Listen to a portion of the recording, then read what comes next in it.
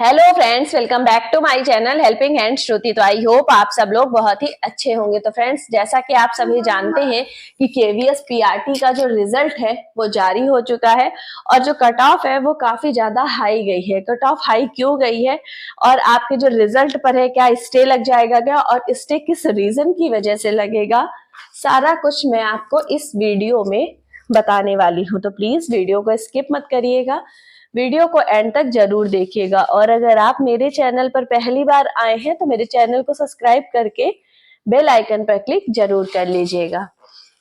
तो देखिए फ्रेंड्स, जैसा कि आप जानते हैं कि केवीएस ने अपनी जो आंसर की है वो जारी करी थी। उसके बाद से आपत्तियां ली गई थी कि किस क्वेश्चन के आंसर जो है वो आपको गलत लग रहे हैं, और उसके बाद वापस से केवीएस ने जो है ना वो आंसर की जारी नहीं करी और ना ही आपके जो रॉ मार्क्स हैं वो जारी किए। केवल अब अगर हम लोग अपना रोल नंबर डाल के चेक करते हैं तो वहां पे केवल आपका नॉर्मलाइज वाला जो स्कोर है वो दिख रहा है। तो ऐसे में अब समस्या ये आ रही है ना भाई, बच्चों का भी कहना सही है, क्योंकि जो बीएड वाले अभ्यर्थी हैं उनका भी नॉर्मलाइज स्कोर, उनकी जब वो लोग लॉग इन कर रहे हैं तो उनको भी नॉर्मलाइज स्कोर दिख रहा है। और चूंकि केवीएस ने 11 तारीख का जजमेंट आने के बाद से कहा था कि हम सुप्रीम कोर्ट के जजमेंट को मानेंगे और बीएड अभ्यर्थियों का जो रिजल्ट है वो हम नहीं देंगे, तो फिर अगर उनको बीएड अभ्यर्थियों का जो रिजल्ट है वो नहीं जारी करना था तो फिर उनके डैशबोर्ड में उनका नॉर्मलाइज स्कोर क्यों दिख रहा है? क्योंकि देखिए, अगर बीएड अभ्यर्थियों को ये शामिल करेंगे ना तो ऑब्वियस सी बात है कि कट ऑफ हाई जाएगी। क्योंकि अगर मैं हर प्रदेश की बात करूं तो जो आपका डीएलएड होता है वो सिंपली आपका इंटरमीडिएट के बाद हो जाता है, लेकिन जो बीएड होता है वो ग्रेजुएशन के बाद ही होता है।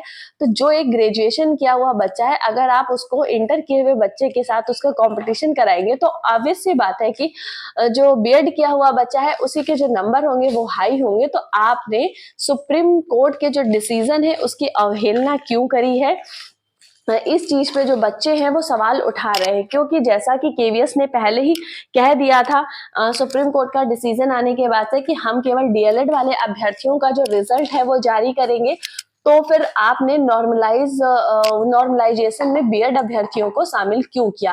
क्योंकि इसी रीजन की वजह से जो कट ऑफ है वो इतनी ज्यादा हाई चली गई है। तो इसी के रिगार्डिंग बच्चों ने एक ज्ञापन दिया हुआ है। आप अगर मैं आपको बताऊं तो देखिए, ये अगर देखिए, पहले तो आप ये देख लीजिए, जो पहले था which is in direct conversation of the order passed by the honourable supreme court of India in civil appeal number 5068 of 2020 the arising of SLP number 20743 of 2021 in matter Devesh Sharma and other civil appeals. तो देखिए, इन्होंने 28/6/2018 वाला तो जो gazette था वही पूरा cancel कर दिया गया था। तो उसके बाद से जो हमारे बीएड अभ्यर्थी थे तो वो वैसे भी एलिजिबल नहीं थे हमारी प्राथमिक भर्ती के लिए। तो देखिए, यहाँ पे इन्होंने कहा है कि be humble request you to consider suspending the ongoing recruitment process for the PRT exam until this matter is fully solve. तो बच्चों ने कहा है कि हम आपसे रिक्वेस्ट कर रहे हैं कि आप जो ये प्रोसेस चल रहा है रिजल्ट वाला, इसको रोक दीजिए कि जब तक कि कोई ये जो मैटर है वो फुली सॉल्व्ड नहीं हो जाता। क्योंकि देखिए, बच्चों का कहना भी सही है कि अगर आपने कि बीएड वालों को प्राथमिक से शामिल बाहर कर दिया था तो फिर आपने उनके नॉर्मलाइज मार्क्स क्यों शो किए? और दूसरी चीज, आपको हर एक कैंडिडेट का रॉ मार्क्स भी दिखाना चाहिए था, ताकि उनको पता तो चले कि उनके नॉर्मलाइजेशन के बाद कितने नंबर बढ़ रहे हैं या घट रहे हैं। और बीएड अभ्यर्थियों को शामिल करने का ही नतीजा है कि जो कट ऑफ है वो इतनी ज्यादा हाई चली गई। स्क्रीन पे देखिए, आप ये ज्ञापन देख पा रहे होंगे। तो ये ज्ञापन सब्जेक्ट अर्जेंट मैटर सीरियस इलिग्रेशन इन पीआरटी एग्जाम 2022 रिजल्ट डिक्लेरेशन के लिए है। और देखिए, यहाँ पे आपकी केवीएस की मोहर भी लगी हुई है, ये आप देख पा रहे होंगे, ये आपका कल का है। तो बच्चों ने एक ज्ञापन सौंपा है हमारे केवीएस ऑफिस में कि आप इसके लिए कुछ करिए। अगर आप इस पे कुछ नहीं करते हैं तो फिर हम सीधे सुप्रीम कोर्ट में जाएंगे। और देखिए, कहीं ना कहीं सुप्रीम कोर्ट में जाना सही भी है, क्योंकि जब आपने कहा था कि आप सुप्रीम कोर्ट का डिसीजन मानेंगे तो फिर आपने नॉर्मलाइजेशन में बीएड अभ्यर्थियों को शामिल क्यों किया? क्योंकि शामिल करने की वजह से ही जो कट ऑफ है वो इतनी ज्यादा हाई चली गई है। तो देखिए अब इस वजह से क्या होगा, क्या रिजल्ट पे आपके स्टे लग जाएगा या भर्ती प्रक्रिया पे स्टे लगेगा, क्या होगा?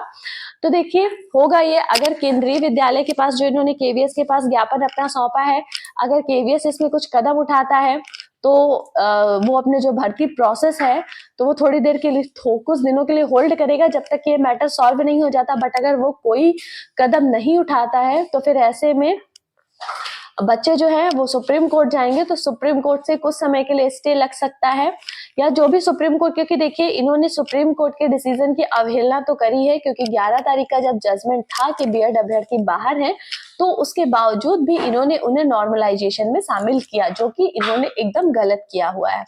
तो देखिए क्या होता है क्या नहीं, इसके रिगार्डिंग जो भी नई अपडेट पता चलेगी मैं आपको अपने चैनल के माध्यम से बताने की पूरी कोशिश करूंगी। तो अगर अभी तक आपने मेरे चैनल को सब्सक्राइब नहीं किया है तो प्लीज मेरे चैनल को जल्दी से सब्सक्राइब करके बेल आइकन पर क्लिक जरूर करिएगा, ताकि मैं जो भी वीडियो अपलोड करूं उसका जो सबसे पहले नोटिफिकेशन है वो आप तक पहुंचे। तो फ्रेंड्स ये था आज का video. Thanks all for watching.